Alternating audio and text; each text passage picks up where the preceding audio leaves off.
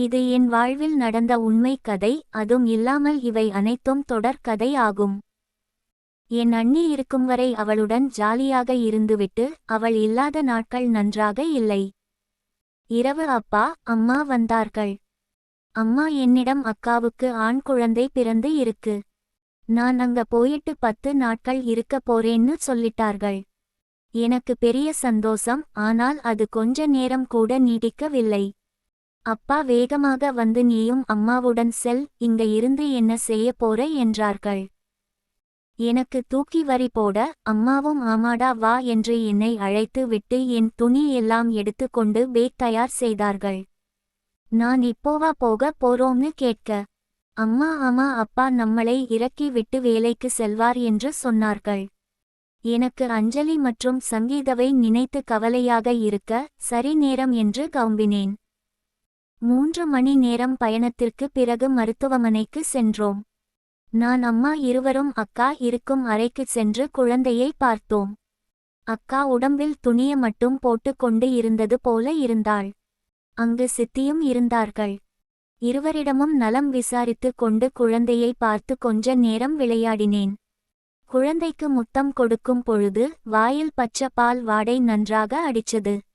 அக்கா பெயர் ஹரிணி, சித்தப்பா பெயர் சரவணன், சித்தி பெயர் ராணி. குடும்பம் சின்னது ஆனால் நல்லா வசதி. 1 மணி நேரம் கழித்து சித்தப்பா வர நானும் சித்தியும் அங்க இருந்து கவும்பி வீட்டிற்கு சென்றோம். அம்மா அக்காவுடன் இருந்து கொண்டார்கள். சித்தப்பா மற்றும் சித்தி அமைதியான ஆட்கள். ஆனால் அக்கா அப்படி இல்லை, ரொம்ப கோவக்காரி. யாராவது சும்மா கேலி கிண்டலாக பேசினாலும் கோவம் கடுமையாக வரும். ஆனால் அவளின் வேலையை அவளே செய்து கொள்ளுவாள். மூவரும் வீட்டிற்கு செல்ல சித்தி வீட்டின் கதவை தட்ட அங்குதான் என் அண்ணம் ஆடி வந்தாள். உயரம் கொஞ்சம் கம்மி, செம கலரு, வட்ட முகமும் கூட. வாங்க அண்ணி என்ன என்று உள்ளே அழைக்க, என்னை பார்த்ததும் மருமகனே வாங்க எப்படி இருக்கீங்க என்று நலம் விசாரித்தாள். சித்தப்பா டேய் இது உன் அத்தைடா, எங்களுக்கு கொஞ்சம் தூரத்து சொந்தம் என்று சொன்னார்கள். நானும் அவர்களிடம் பேசி நலம் விசாரித்தேன். ஆளு அருமையா இருந்தாலும் பேச்சு மற்றும் செயல்கள் எல்லாம் பொறுமையாக இருந்தது. சித்தி அவளை அழைத்து மகனுக்கு மேல் இருக்கும் ரூமை தயார் செய்து கொடு என்றார்கள். அவளும் சரி அண்ணி என்று ஆட்டிக்கொண்டு மேலே சென்றாள். அப்பொழுதான் அவளையே கவனித்தேன். அரை மணி நேரம் கழித்து வேர்வை சொட்ட கீழே வந்து என்னை வாருங்கள் என்று அழைத்தாள். நானும் அவளும் மேலே சென்றோம். ரூமில் உள்ளே சென்றதும் என்னிடம் வந்து எப்போதும் என்னை கூப்பிடுங்கள், நான் உங்களுக்கு உதவேன் என்று சொல்லிக் கொண்டு ரூமை துடைத்த துணியை கீழே இருந்து எடுக்க அவளின் சேலை கீழே விழுந்தது. அங்கு அருமையான காட்சி கிடைத்தது. அப்பொழுதே நான் திட்டம் போட்டேன், இவளை கண்டிப்பாக கரெக்ட் செய்ய வேண்டும் என்று. அவள் எழுந்து நிற்க நான் அவளையே வச்ச கண் வாங்காம பார்க்க, அதை அறிந்த அவள் சட்டுன்னு புடவையை தூக்கி மேல போட்டு கொண்டாள். பிறகு அவள் ஏதும் பேசவில்லை, கீழே சென்றாள். 10 நிமிடம் கழித்து மேலே வந்து வாங்க சாப்பிடலாம் என அழைத்தாள். கீழே சென்று நானும் சித்தியும் சாப்பிட்டோம். சித்தப்பா இல்லை, நான் அவரை எங்க என்று கேட்க வேலை விஷயமாக சென்று இருக்கிறார்கள் என்றார் சித்தி. சாப்பிட்டதும் மேலே சென்று தூங்க எனக்கு அன்னம் நினைத்து தூக்கமே இல்லை. துணி எல்லாம் அவிழ்த்து விட்டு மெத்தையில் படுத்து கிடந்தேன். அப்படியே தூங்கியும் விட்டேன். காலையில் 9 மணி இருக்கும். அன்னம் என்னை எழுந்திருங்க சீக்கிரம், யாராவது வந்துர போறாங்கன்னு சொல்ல. நான் எதுக்கு என்ன என்று தூக்கத்தில் அவுற, உங்க உடம்புல துணியே இல்லன்னு சொல்ல.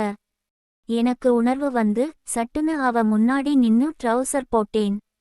அவள் வச்ச கண் வாங்காமல் பார்த்து ஏதும் பேசாமல் வேலை செய்தாள். நான் அவளிடம் பேச்சு கொடுத்தேன், யாரிடமும் சொல்ல வேண்டாம் வீஸ்ங்க. அவள் இதெல்லாம் யார்கிட்ட சொல்ல முடியும், உங்க வயசு அப்படி, அதுவும் இல்லாம நீங்க நேத்து பார்த்த காட்சியும் அப்படி, அதான் உங்களை இப்படி ஆகிட்டுன்னு எனக்கு நல்லா தெரியும்னு சொன்னாள். நான் ஆமா அதை என்னால் மறக்க முடியலன்னு சொல்ல, அவள் சீக்கிரம் பாத்ரூம் போயிட்டு வேலைய முடிங்கன்னு சொன்னாள். நான் தைரியம் வர வைத்துக்கொண்டு எந்த வேலை ஆனாலும் நான் செய்வேன், என்னை கூப்பிடுங்கள் என்றாய், இப்பொழுது என்னைய செய்யச் சொல்லுற என்றேன். அவள் ஒரு பார்வை பார்த்தாள். அதற்குள் சித்தி அன்னம் அன்னம் என்று அழைக்க, வருகிறேன் அண்ணி என்று என் அருகில் வந்து அண்ணி கிட்ட கேட்டு வரேன், இந்த வேலைய செய்யலாம்னு சொன்னாள். எனக்கு பயம், ஐயோ சித்திகிட்ட சொன்னா என் நிலைமை என்ன ஆகும் என்று. அவளின் பின்னால் வேகமாக சென்று மன்னித்து விடு, சும்மா சொன்னேன் என்றேன். அவளும் சீக்கிரம் பாத்ரூம் போயிட்டு வேலைய முடிங்க, இங்க எதுக்கு வரீங்க என்றாள். அதன் பிறகு ஒரு தைரியம் வந்தது. நான் கீழ சாப்பிட சென்றேன்.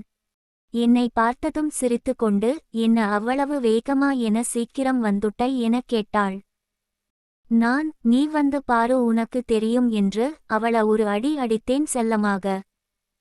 அன்று நாள் அப்படியே சென்றது. அன்று இரவு எல்லாரும் ஒன்றாக சாப்பிட்டு கொண்டு இருக்க, அப்பொழுதும் சித்தப்பா இல்லை. நான் மேலே படுக்க சென்று விட்டேன். அவளை எப்படி அடையலாம் என எண்ணிக்கொண்டு இருக்க மணி ஒரு 12 ஆனது. எனக்கு தண்ணீர் தாகம் எடுக்க நான் கீழே சென்றேன். ஒரே சத்தம். என்ன என்று பார்த்தா சித்தப்பாவும் அன்னமும் கிச்சனில் வேலை செய்து கொண்டிருந்தார்கள். அதை இன்னும் அருகில் சென்று பார்க்க எனக்கு ஆசை. நான் அருகில் செல்ல, அன்னம் என்னை பார்த்து விட்டு ஒரு ஏக்கமாக என்னை பார்த்து சிரித்தாள். அன்னம் எனக்கு கை அசைத்து போ எனச் சொல்ல, நானும் அமைதியாக ரூமிற்கு சென்று தூங்கினேன். காலையில் வழக்கம் போல அன்னம் வந்து ரூம் சுத்தம் செய்தாள். நான் எழுந்து அன்னத்தை பார்க்க, என்னடி இரவு என் சித்தப்பு நல்லா வேலை பார்த்தாரா என்று கேட்க, அவள் சலிப்புடன் மூஞ்சை திருப்பினாள். அந்நேரம் பார்த்து சித்தி அன்னம் அன்னம் என்று அழைக்க, அன்னம் போதும் விடுங்க, இன்னைக்கு இரவு பார்க்கலாம் என்று சொல்லி கீழே சென்றாள். மாலை ஒரு 4 மணி இருக்கும் சித்தி என்னை அழைத்து, அன்னம் கூட கொஞ்சம் போயிட்டு வா என்றார்கள். நான் எதுக்கு என்ன என்று கேட்க, எல்லாம் அன்னம் சொல்லுவாள் என்று சித்தப்பா ஸ்கூட்டர் எடுத்து கொண்டு செல்ல சொன்னார்கள்.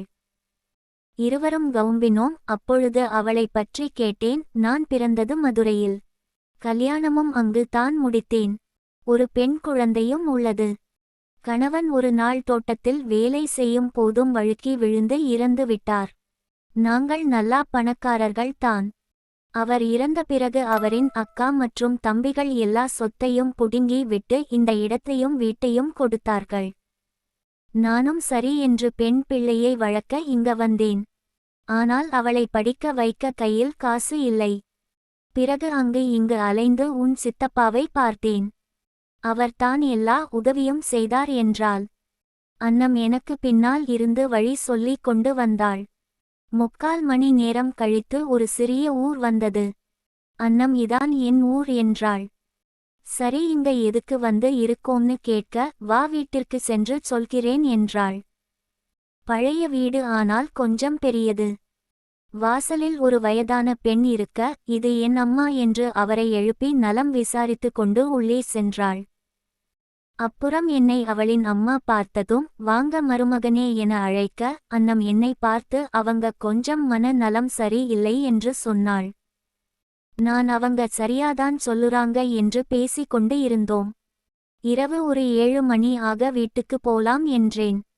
அன்னம் இன்று இங்கதான் நம்ம தாங்க போறோம், நாளைக்கு தான் ஊருக்கு செல்கிறோம் என்றாள். எனக்கு பெரிய சந்தோஷம். என்னை அவள் தடுத்து கொஞ்சம் பொறுங்க என்று, அந்த வீட்டின் பின்னாடி ஒரு சிறிய அறை இருக்க, அங்க என்னை அழைத்து சென்று, நீங்க இங்க இருங்க நான் வரேன்னு சொல்லிட்டு போனாள். சிறிது நேரம் கழித்து அன்னம் வர, ரூம் கதவை அடைத்து எனக்கும் அவளுக்கும் சாப்பிட சாப்பாடு கொண்டு வந்தாள். எனக்கு அவளை சாப்பிடவே ஆசை. என்னடி அன்னம், உன்னையே அன்னமாக சாப்பிட தருவ என்று பார்த்தேன். வெறும் சாப்பாட்டை கொண்டு வந்து இருக்க என்றாள். அவள் சிரித்துவிட்டு, உங்களுக்கு வேற ஏதும் வேணுமா என்று கேட்க, நான் இது என்றேன். அவள் இருங்க என்று சரக்கு மற்றும் சிகரெட் எடுத்து கொடுத்தாள். நான் அதிர்ந்து பார்த்தேன். எனக்கு இதெல்லாம் வேண்டாம், பழக்கம் இல்லை என்று சொல்ல, மன்னிச்சிருங்க என்று உள்ளே வைத்தாள். நான் இனியும் பொறுக்க முடியாது என்று பாய்ந்தேன்.